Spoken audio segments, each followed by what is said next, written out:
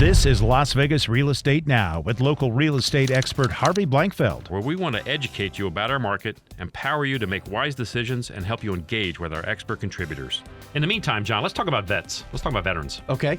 Lots of misconceptions out there. Yeah, and this is really good to kind of just throw out there as a headline. We don't need to spend a ton of time on it, but ultimately there's a few fundamental things that are out there that are just wrong that some people believe. And forgive me, I'm just going to break it down in the human terms here with this. Do it. My older veterans out there begin and have demonstrated a pattern of believing that their benefit expires. Yeah. And this is not true. So whether you're World War II, Korean War, Vietnam, that sort of thing, there is no expiration to your home loan benefit with a VA loan. So please share that with your older veterans because sometimes they get a little confused about that. Second thing is a veteran can use their VA loan more than once in their lifetime. It's not a use it and lose it kind of thing. Right. You maintain your benefit your entire life. Okay? Yep, that's brilliant. You can use your VA loan more than once at the very same time.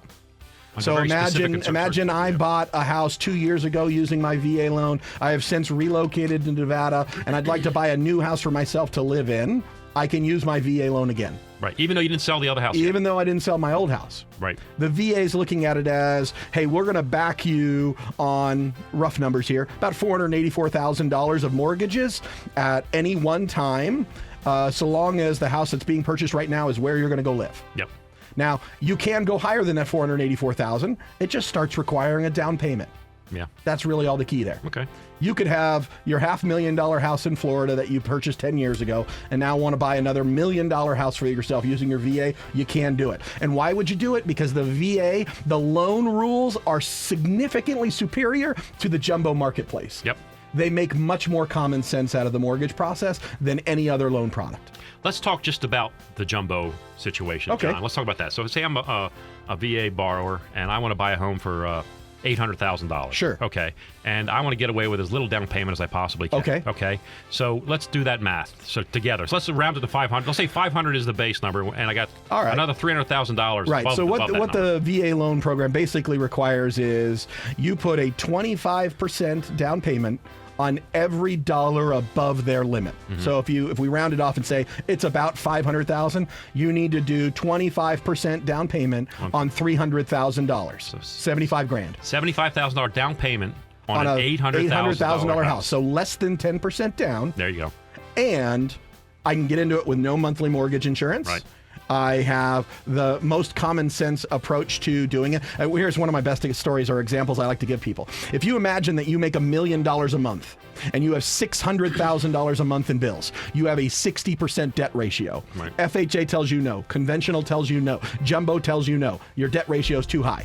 The VA looks at you and says, you have $400,000 left over at the end of the month. I think you can afford this house payment of $5,000. There you go. Round numbers, just kind of easy thing. That's what they're focused on. How much money do you have left over to take care of yourself? And if it's enough, you're in. Some veterans believe that they have no expense related to purchasing a house using a VA loan. They think it's no down payment and no closing costs. That's not true, unfortunately. Yeah. Love to be true, but it's not automatically true.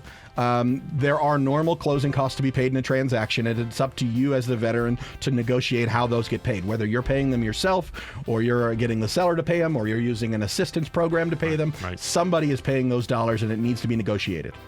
This has been Las Vegas Real Estate Now. Thanks for listening. And remember to tune in every Tuesday morning at 9 a.m. on 101.5 FM, 720 a.m. KDAWN.